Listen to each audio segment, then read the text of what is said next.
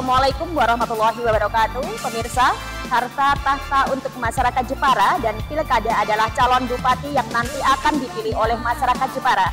Harta tahta pilkada hanya sebuah judul edisi spesial di YouTube Konsen Deka. Kali ini kami persembahkan untuk Anda seorang tokoh yang begitu smart, tokoh muda yang sangat berinovasi untuk Kabupaten Jepara, mencerdaskan anak bangsa menuju Jepara yang harmonis, Jepara yang makmur, Jepara yang sejuk, Jepara yang indah, Gemah Ritahwo Jinawi, Toto Tentrem Karto Raharjo. Pemirsa, mengajak untuk semuanya saja Jepara selalu riang gembira membangun bersama. Pemirsa, siapakah beliau? Musik dan tari, layar perak panggung gerak adalah tempat kita, insan dunia, ekspresi yang diri. Bismillahirrahmanirrahim. Assalamualaikum warahmatullahi wabarakatuh. Saya Dr. Haji Farisal Adib Sarjana Hukum sebagai notaris. Saya sehari-harinya sebagai notaris. Ya, saya sebagai owner dari beberapa perumahan yang ada di Jepara. Saya juga selain itu saya bisa memimpin beberapa organisasi di Jepara, banyak sekali Jepara. Jadi karena memang saya hidup, makan, kerja di Jepara semua, jadi saya harus ikut membantu atau ikut berjasa di Jepara. Selain berjasa mengenai mungkin sodako-sodako saya, mungkin peran serta saya di beberapa organisasi, ikut andil, ikut usul atau ikut beride-ide di Jepara. Mudah-mudahan setelah kemarin saya beride atau berusul atau ikut membantu, mudah-mudahan nanti saya bisa menjadi yang melaksanakan sendiri, yang menerima dari ide-ide dari teman-teman yang seperjuangan dengan saya. Assalamualaikum warahmatullahi wabarakatuh, Pak Haji Adib. Waalaikumsalam warahmatullahi wabarakatuh. Terkait dengan situasi kota Jepara, kita sangat tertarik dengan ini Kali Les Saripan ya, kalau nggak salah. Di sana kan ada Kali Wiso di dekat pendopo kabupaten, ada Kali Kanal di daerah Kanal, kemudian di sini ada Kali Les Saripan. Baik, mungkin dari Pak Haji Adib bisa bercerita, katanya kalau konon nggak salah Pak Haji Adib ini kelahiran dari daerah sini, betul ya Pak Haji? Betul. Ya, seperti apa itu bisa diceritakan? Ya, makasih Mbak Dida. Jadi saya itu kelahiran di daerah sini. Jadi Les itu dulu waktu kecil saya kelas 1 SD pernah banjir, Jepara banjir itu. Nah, tapi rumah saya masih di dataran tinggi, daerah Taman Sari itu dulu tempat madrasah saya. Jadi Taman Sari itu DPR itu dulu madrasah di sana. Jadi itu tempat les. Jadi kalau saya madrasah dulu, habis madrasah pulangnya dulu itu belum ada kolam renang. Jadi renangnya ya di sini. Dulu itu bersih sekali. Jadi mungkin waktu dulu itu ya hanya wisatawannya ya orang penduduk asli situ itu. Nah, tapi saya menginginkan daerah kayak gini itu jadi potensi lokal yang bisa dipamerkan untuk pariwisata yang lebih luas lagi. Jadi potensi yang ada satu bisa untuk mengelola dan bisa ada pemasukan, bukan hanya untuk mengelola airnya bersih, bisa untuk pemasukan juga. Iya.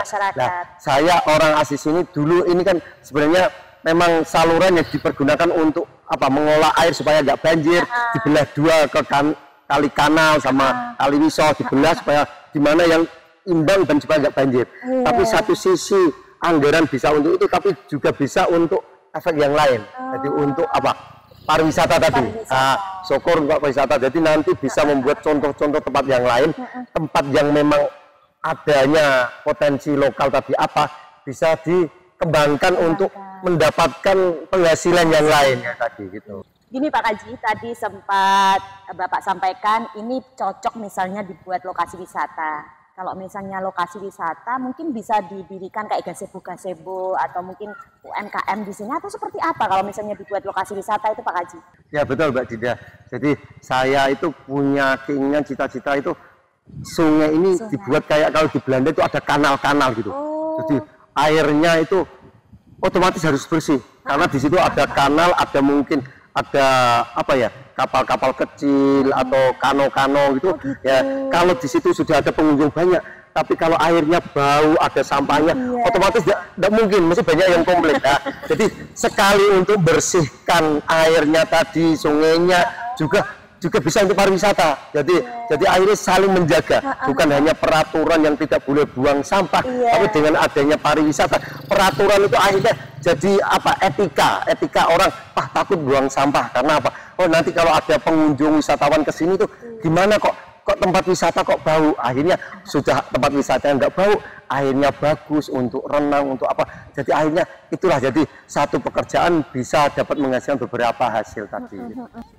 Jadi bisa, Mas Adi bisa digunakan sebagai tempat bermain anak-anak untuk lokasi pariwisata. Mungkin bisa ada bebek-bebekannya yang bisa renang sendiri, itu mungkin ya bagus ya Mas Adi ya. Dan kita bisa pindah ke lokasi yang lain, mungkin di sana keren itu Mas Adi. Ya silakan.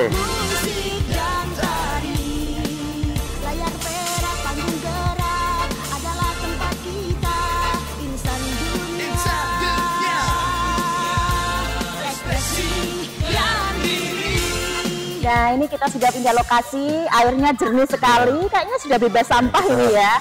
Beberapa titik sudah bersih, dan ini juga ada anak-anak yang sedang bermain. Ini sudah wisata loh Pak Kaji. Gimana pendapat Pak Kaji? Betul, ini itu kayak rekaman flashback dulu saya waktu kecil. Jadi saya pulang madrasah itu udah langsung lepas baju, lepas sarung, peci, buku gitu, udah langsung nguncak kayak gini ya, jebur bening ya, itu lebih bening lagi, airnya tuh seger, bening sekali. Nah, ini tuh jadi cita-cita. Jadi tadi sebenarnya anggaran satu bisa menghasilkan beberapa hasil tadi lah. Itulah yang saya angan-angan, pengennya ya Jepara itu kan memang tempat bagian paling hilirnya di Jepara, jadi air dari mana-mana turunnya ke sini.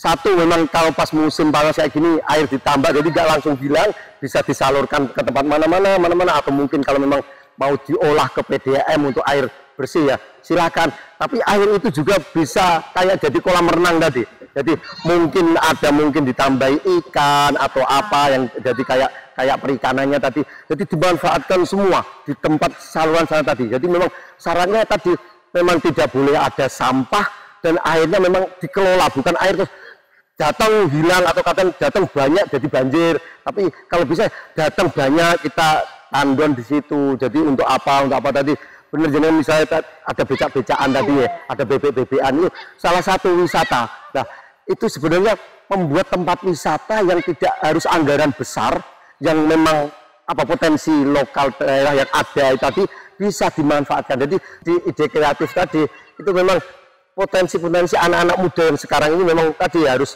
belajar komputer, belajar teknologi atau AI tadi.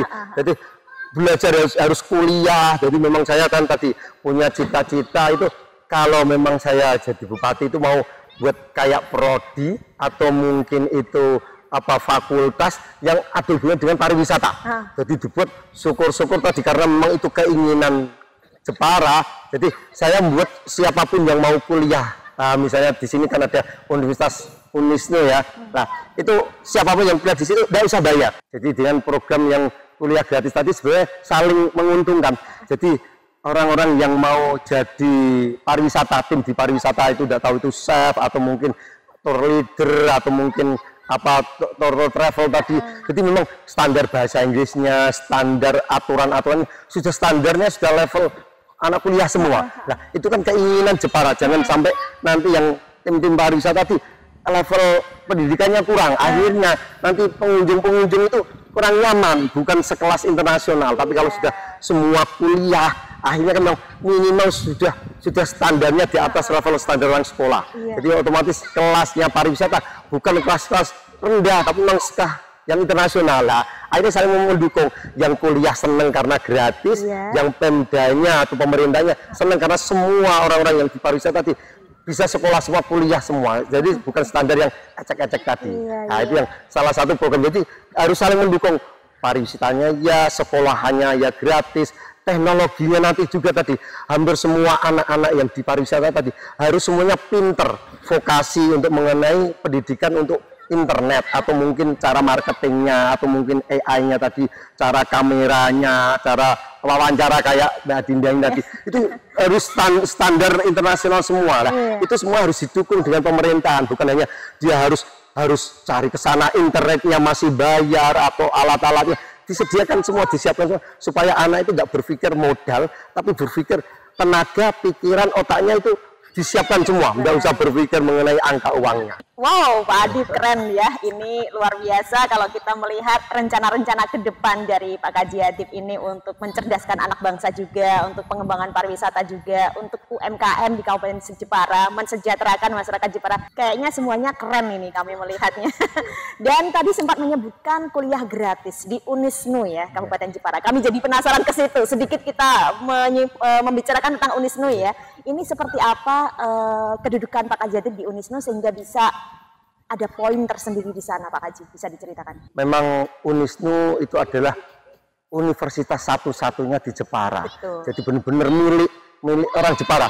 Boh itu dari golongan apapun, dari agama apapun. Ya memang di sana bukan hanya Muslim saja, non Muslim juga banyak di sana, banyak. Iya. Jadi dan bukan hanya NU saja, dari Muhammadiyah, dari manapun. Karena memang kalau Unisnu kan memang nama harus ada, tapi itu bukan milik orang NU, masyarakat Jepara semua bisa. Iya. Nah, itu supaya ini universitas satu-satunya milik asli daerah Jepara, itu bagaimana mengembangkannya dan membuat kan bertanggung jawab atas pendidikan di Jepara.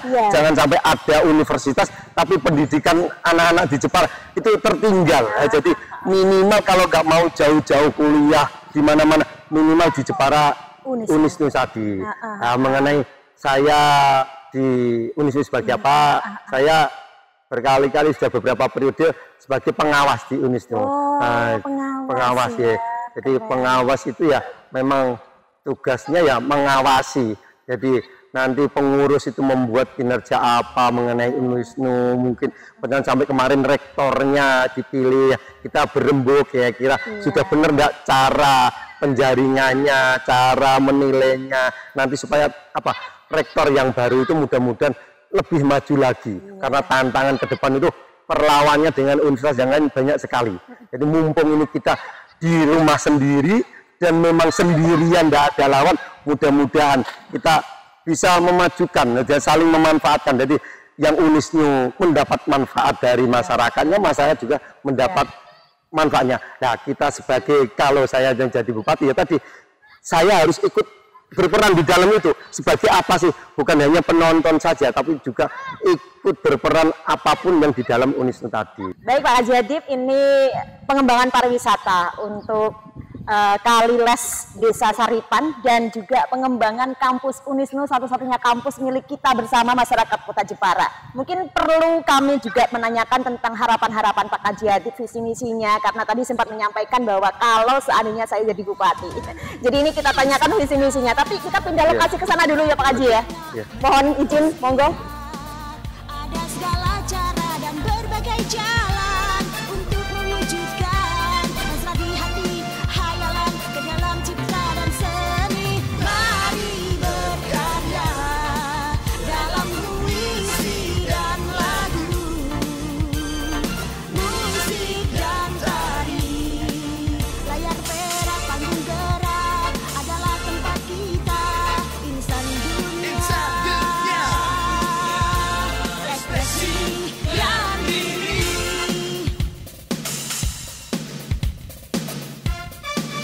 Wah, kita duduk di sini ya Pak ya.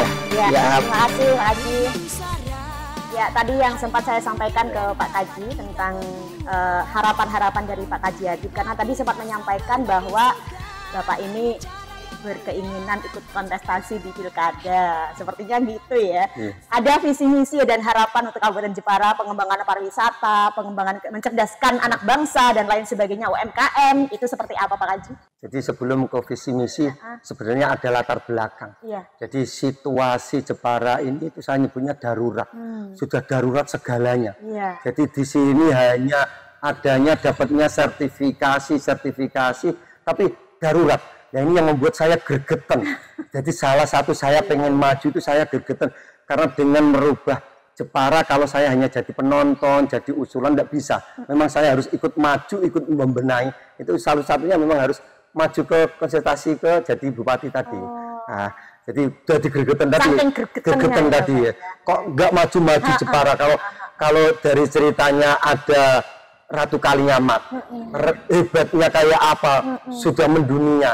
Ratu Sima, ada Ibu Kartini, itu nggak tahu ya, Jepara ini kok masih gegetan ini. Saya satu-satunya yang memang harus maju jadi kontestasi ke calon bupati tadi. Jadi memang dari latar belakang itu. Nah, otomatis dari situasi itu saya harus membuat visi misi. Jadi kalau visinya ya sebenarnya pengen Jepara sejahtera dengan gembira. Jadi bukan sejahtera dengan saling sikut mengikut, bukan. Tapi sejahtera dengan gembira. Jadi dengan nyaman gitu. Jadi bukan hanya masalah ini benar, ini salah, ini dosa sini enggak. Tapi sengkuyung bareng-bareng untuk membuat Jepara sejahtera riang gembira. Kalau orang mau ke riang gembira, otomatis semua kebutuhan harus sudah tertata rapi, terpenuhi semua. Jadi sudah nyaman semua. Nah, itu kalau kita harus keluar kota, keluar negeri, pergi ke sana, siapa yang membenahi Jepara? Otomatis memang Jeparanya yang dibuat bisa mensuksesnya kita semua. Jadi lapangan pekerjaan harus banyak, industrinya harus banyak, pariwisatanya, potensi-potensi daerahnya. Memang harus semua kita tingkatkan semua supaya semua orang bukan pada lari mempertaruhkan penghasilan dia di kota lain, bukan di Jepara. Di daerah Jepara ini harus dipersiapkan semua. Itu tugas bupati harus tadi mempersiapkan supaya Jepara sejahtera tanpa harus kita pergi ke luar kota. Syukur-syukur kita malah mendatangkan orang-orang dari luar kota datang ke Jepara malah. Bukan kita yang lari dari Jepara. Itu dari luar kota datang ke Jepara. Ikut membantu membangun Jepara gitu. Satu persatu komponen memang banyak sekali. Tapi memang itu nanti mungkin season yang lain ya. Nah ini yang penting tadi niatnya geregahnya itu Jepara supaya maju, benar-benar memang sejahtera dan senang. Baik Pak Kaji Hadip, ini bermula mau maju di kontestasi pilkada karena saking gregetannya melihat Jepara kok belum maju juga, ingin memajukan Jepara dengan damai, ayo bekerja keras, mensinkronisasikan masyarakat di Kabupaten Jepara dengan damai, tersenyum, maju riang gembira. Jadi memang semua tidak hanya kita angen-angen, tapi kita harus ikhtiar. Jadi kita harus niat berjuang, bukan hanya tenaga pikiran semua, sampai harta, benda, tenaga pikiran. Mudah-mudahan kita dapat pahalanya, karena apa? Ikut membantu, membuatkan sejahtera Jepara tadi. Rasanya inilah orang Jepara, asli Jepara. Saya itu lahir di Jepara, kerja di Jepara, tidur di Jepara, makan di Jepara, cari uang di Jepara, belanja di Jepara. Semua kalimat Jepara, semua ini kok saya kayaknya kok kayak dalam kalau saya nggak ikut berperan di Jepara. Karena mosok saya bisanya hanya jajan, beli, kerja, nggak ikut bagaimana Jepara itu juga bisa bermanfaat untuk orang-orang yang seperti saya tadi. Wah, ini keren luar biasa. Ya kalau misalnya ada sekitar 100 orang saja, orang yang punya pemikiran seperti Pak Kaji Hadip ini ya, 100 orang saja di Jepara ini kayaknya akan maju pesat nih kalau kita melihat ya. Sebenarnya banyak Kak, tapi semuanya itu kan nggak mungkin 100 orang jadi bupati semua. Minimal tadi, kalau saya jadi bupati, dari yang dengan contohkan orang yang 100 seide dengan saya, minimal jadi tim di sebelah saya semua. Jadi mungkin kayak staf yang staf ahli yang mungkin bukan ASN, tapi ikut berpikir sama. Jadi nanti tanda kutip bupatinya, karena memang aturannya harus satu, tapi tidak tahu sebenarnya bupati bukan satu. Ada 100 orang tadi jadi bupati semua yang pemikirannya bagus-bagus. Jadi monggo dari orang-orang Jepara yang punya ide, punya wawasan, punya niatan yang maju tadi, yang lebih mudah-mudahan lebih hebat dibanding saya tadi, ikut berpartisipasi, bergabung di tempat saya nanti kalau saya jadi bupati. Monggo ikut bersodakoh, ikut beramal untuk Jepara. Silakan, nanti siap bareng-bareng untuk membesarkan Jepara. Sodakoh dunia, sodakoh akhirat. Betul. Terima kasih Pak Kaji Hadip, sukses selalu. Ini keren luar biasa, generasi muda yang top Parkotom. Semoga Jepara sejahtera, Jepara bahagia, dan Jepara ora bakal ngeleh. Assalamualaikum warahmatullahi wabarakatuh.